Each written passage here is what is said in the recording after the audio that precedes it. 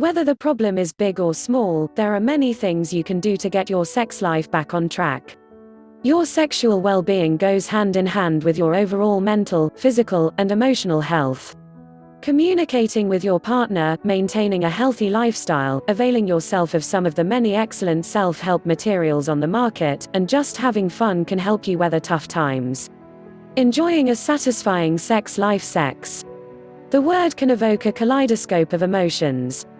From love, excitement, and tenderness to longing, anxiety, and disappointment, the reactions are as varied as sexual experiences themselves.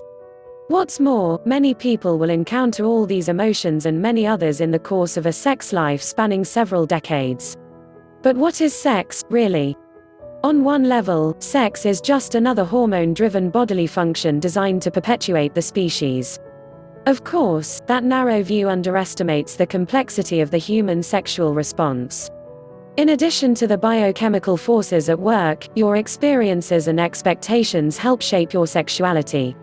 Your understanding of yourself as a sexual being, your thoughts about what constitutes a satisfying sexual connection, and your relationship with your partner are key factors in your ability to develop and maintain a fulfilling sex life.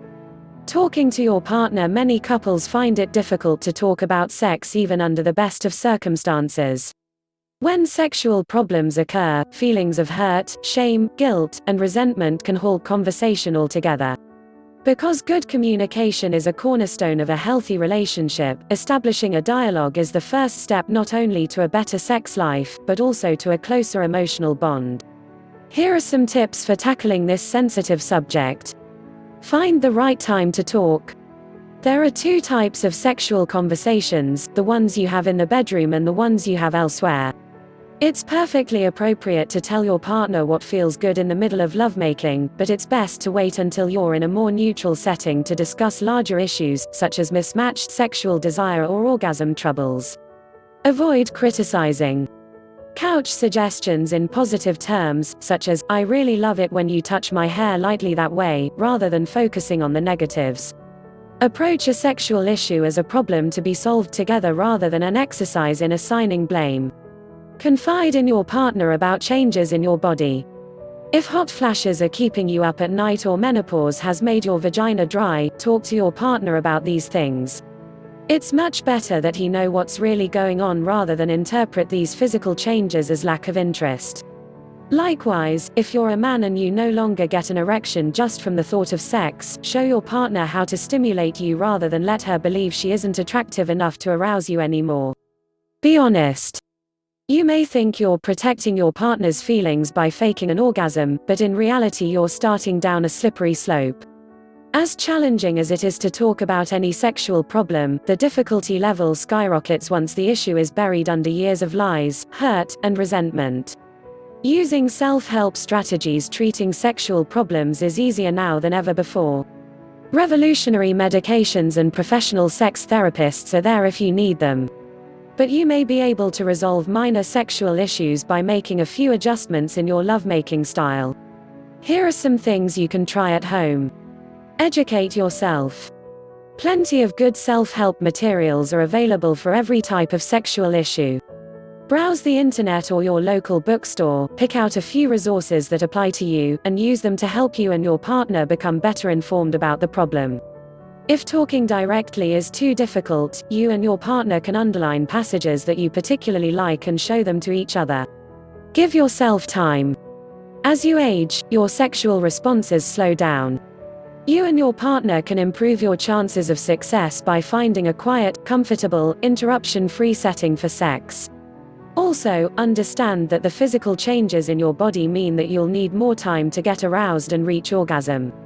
When you think about it, spending more time having sex isn't a bad thing. Working these physical necessities into your lovemaking routine can open up doors to a new kind of sexual experience.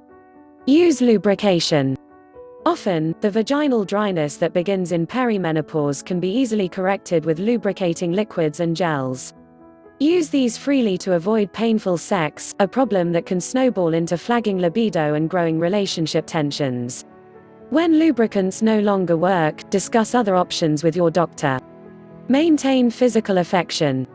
Even if you're tired, tense, or upset about the problem, engaging in kissing and cuddling is essential for maintaining an emotional and physical bond. Practice touching.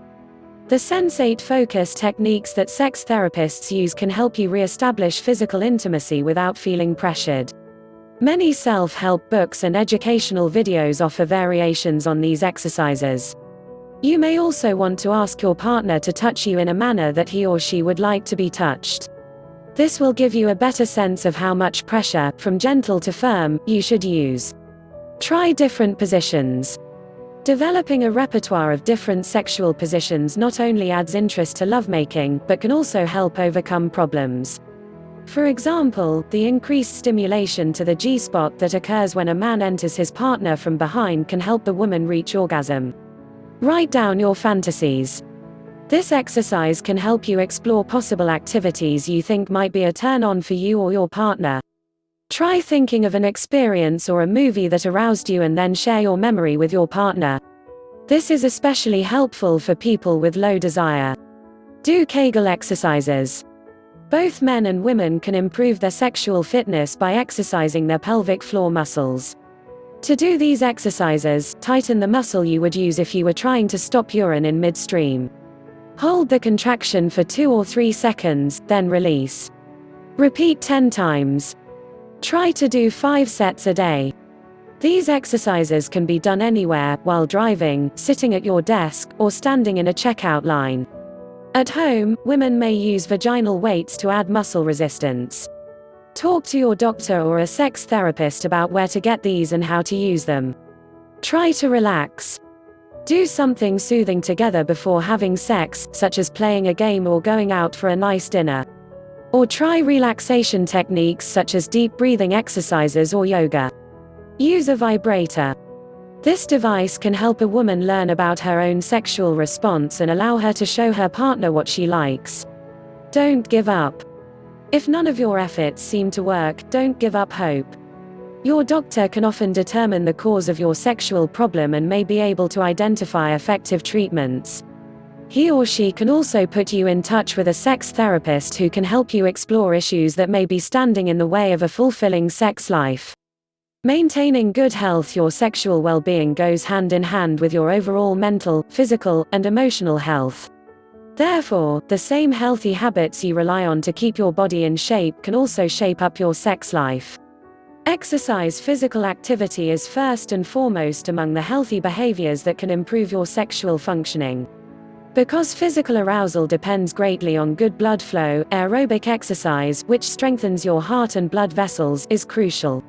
And exercise offers a wealth of other health benefits, from staving off heart disease, osteoporosis, and some forms of cancer to improving your mood and helping you get a better night's sleep. Also, don't forget to include strength training. Don't smoke.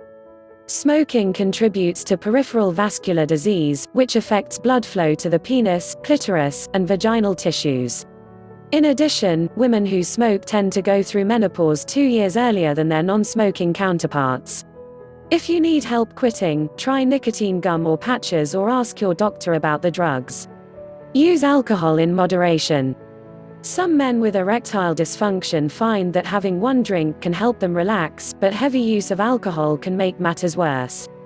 Alcohol can inhibit sexual reflexes by dulling the central nervous system. Drinking large amounts over a long period can damage the liver, leading to an increase in estrogen production in men. In women, alcohol can trigger hot flashes and disrupt sleep, compounding problems already present in menopause. Eat right. Overindulgence in fatty foods leads to high blood cholesterol and obesity, both major risk factors for cardiovascular disease. In addition, being overweight can promote lethargy and a poor body image. Increased libido is often an added benefit of losing those extra pounds. Use it or lose it. When estrogen drops at menopause, the vaginal walls lose some of their elasticity. You can slow this process or even reverse it through sexual activity. If intercourse isn't an option, masturbation is just as effective, although for women, this is most effective if you use a vibrator or dildo, an object resembling a penis, to help stretch the vagina.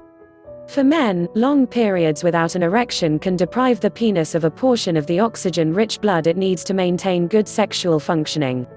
As a result, something akin to scar tissue develops in muscle cells, which interferes with the ability of the penis to expand when blood flow is increased. Putting the fun back into sex. Even in the best relationship, sex can become ho-hum after a number of years. With a little bit of imagination, you can rekindle the spark. Be adventurous. Maybe you've never had sex on the living room floor or in a secluded spot in the woods. Now might be the time to try it. Or try exploring erotic books and films. Even just the feeling of naughtiness you get from renting an X-rated movie might make you feel frisky. Be sensual. Create an environment for lovemaking that appeals to all 5 of your senses. Concentrate on the feel of silk against your skin, the beat of a jazz tune, the perfumed scent of flowers around the room, the soft focus of candlelight, and the taste of ripe, juicy fruit. Use this heightened sensual awareness when making love to your partner. Be playful. Leave love notes in your partner's pocket for him or her to find later. Take a bubble bath together. The warm, cozy feeling you have when you get out of the tub can be a great lead into sex. Tickle. Laugh. Be creative. Expand your sexual repertoire and vary your scripts. For example, if you're used to making love on Saturday night, choose Sunday morning instead. Experiment with new positions and activities. Try sex toys and sexy lingerie if you never have before. Be romantic. Read poetry to each other under a tree on a hillside. Surprise each other with flowers when it isn't a special occasion. Plan a day when all you do is lie in bed, talk, and be intimate. The most important tool you have at your disposal is your attitude about sexuality. Armed with good information and a positive outlook, you should be able to maintain a healthy sex life for many years to come.